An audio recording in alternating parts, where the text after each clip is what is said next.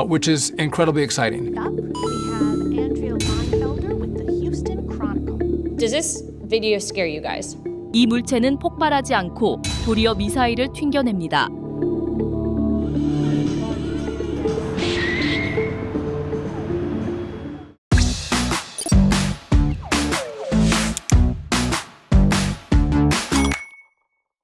안녕하세요. 데이터를 만지고 다루는 안혜민 기자입니다.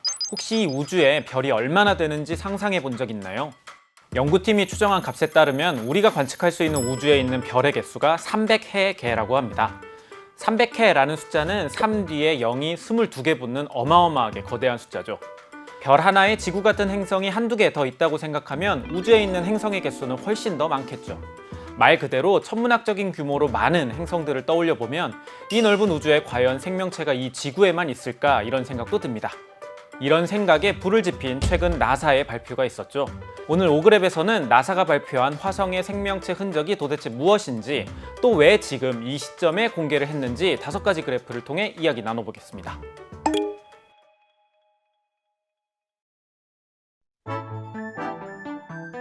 나사의 발표를 살펴보기 전에 화성에 대한 이야기를 먼저 나눠보려고 합니다. 수, 금, 지, 화, 목, 토, 천, 해. 태양계 행성 가운데 4번째에 위치한 화성은 과거부터 많은 과학자들의 관심 대상이었습니다. 지구를 제외한 태양계 내 모든 행성 중 표면 탐사가 가장 많이 이루어진 행성이기도 하죠. 최근 들어 화성에 관한 관심이 더 커진 건 아무래도 일론 머스크 덕일 겁니다. 머스크는 인류가 한 단계 진일보하기 위해선 화성을 탐사하고 나아가 화성으로 이주까지 해야 한다고 주장합니다. Just a brief refresher on why this is important. I think fundamentally the future is vastly more exciting and interesting if we're a spacefaring civilization and a multi-planet species than if we're not. 그래서 스페이스X에선 화성에 건설할 도시의 후보지도 물색하고 있죠. 화성에 우리 인류의 손길이 닿기 시작한 건 1960년대 초반부터였습니다. 하지만 당시로 시계바늘을 돌려보면 화성이 가장 핫했던 건 아닙니다. 오히려 이 시기엔 많은 사람들이 금성에 주목했죠. 일단 금성 궤도가 지구와 가장 가깝기도 하고요. 크기나 질량이나 중력이 지구와 유사했다는 점도 끌렸던 이유죠. 그래서 우주 탐사 초기엔 금성 탐사가 중점적으로 이루어졌습니다. 5그랩 첫 번째 그래프는 인류의 태양계 행성 탐사 데이터를 가지고 그려봤습니다. 1960년대부터 1990년대까지 금성 탐사의 열중이었던 건 소련이었습니다. 하지만 실패 비율이 많이 높죠. 소련이 금성에 집중했다면 미국은 화성에 집중했는데요.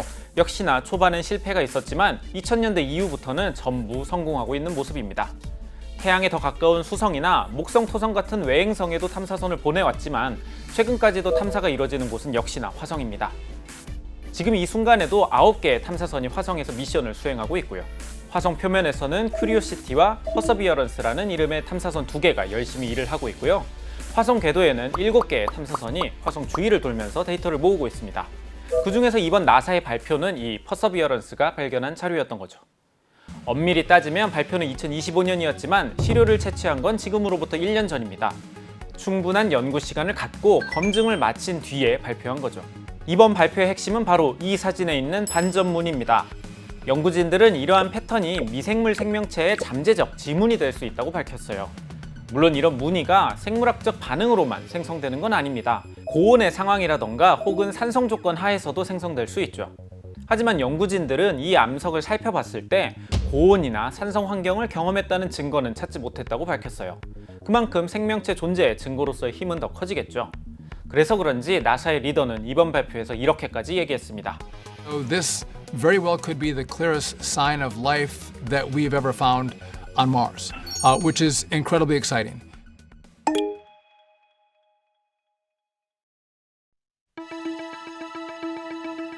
인류가 60여 년간 화성의 궤도와 표면을 탐사하면서 깨달은 게 있습니다. 화성의 지리적 특성이 정말로 다양하다는 거였죠. 일단 화성에는 태양계에서 가장 거대한 올림푸스 화산도 있고요.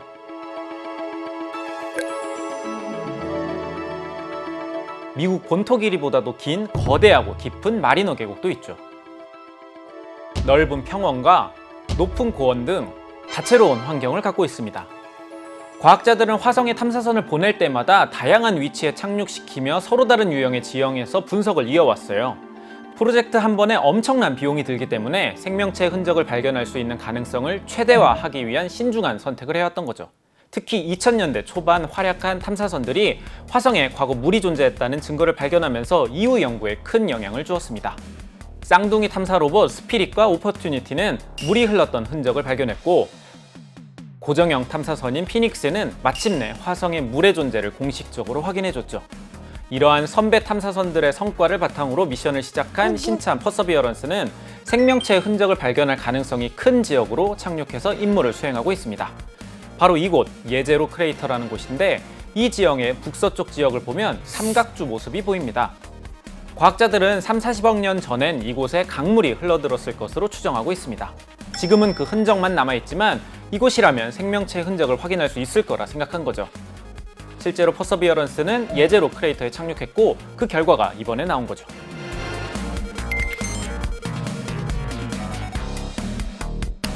예제로 크레이터에 착륙한 퍼서비어런스는 화성일 기준으로 1622일 37.15km를 이동하고 있습니다. 지역을 오고 가면서 화성 표면의 시료들을 이렇게 수집하고 있죠.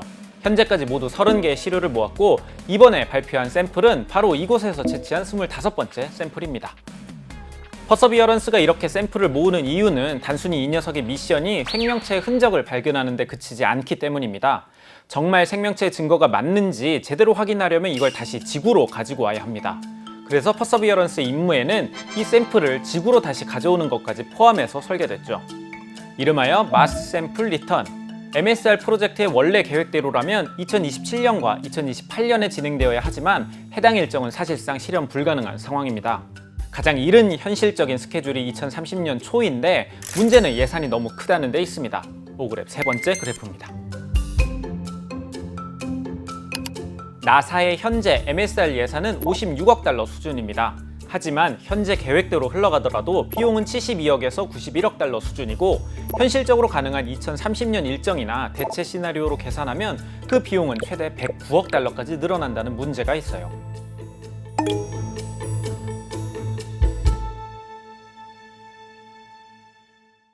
이번 퍼서비어런스의 발견은 매우 대단한 성과인 것은 맞습니다. 하지만 완전히 새로운 성격의 발견이라고 하긴 어려워요.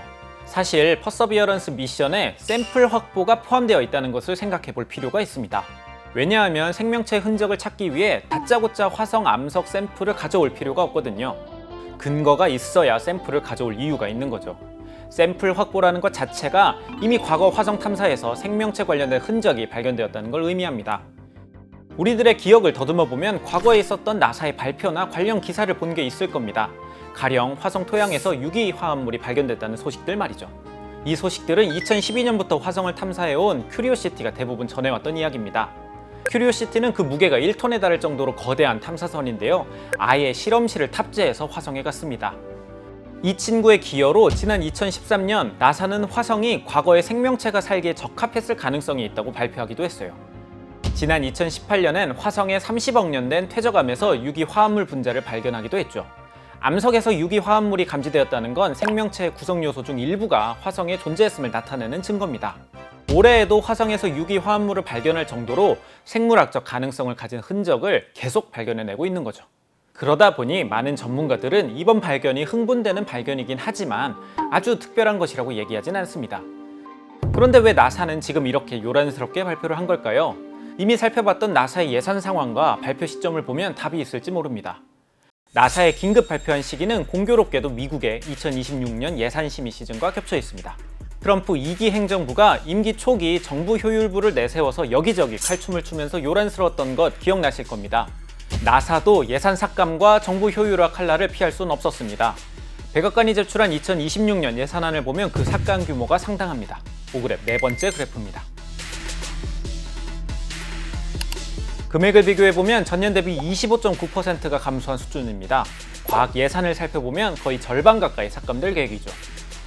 이런 상황을 타개할 수 있는 방법 뭐가 있을까요? 사람들의 관심을 끌어올려 예산 확보의 필요성을 높이는 방법, 화성 생명체 흔적 발견, 발표가 제격일 수 있습니다. 동시에 트럼프 대통령의 보내는 찬사도 잊지 않았습니다. 나사는 보도자료를 통해 이번 발견이 트럼프 1기 행정부에 발사된 퍼서비어런스 실적이라는 걸 굳이 강조하기도 했죠. 하지만 일단 백악관이 제출한 2026년 예산안에는 화성 샘플을 복귀하는 프로젝트 항목은 빠져 있습니다. 나사에선 기존 회수 방법 대신 비용을 절약할 수 있는 다른 방안을 모색하고 있죠. 기초과학 투자가 리더 한 명의 판단으로 한순간에 뒤바뀌는 건 지금같이 기술 패권이 중요한 시기에 매우 위험한 일입니다. 이미 우리나라도 경험한 바가 있죠. 그래서 나사 내부적으로도 불만이 이만저만이 아닙니다. 예산 삭감과 대규모 감원 압박에 반발한 직원들은 공개적으로 목소리를 내고 있어요.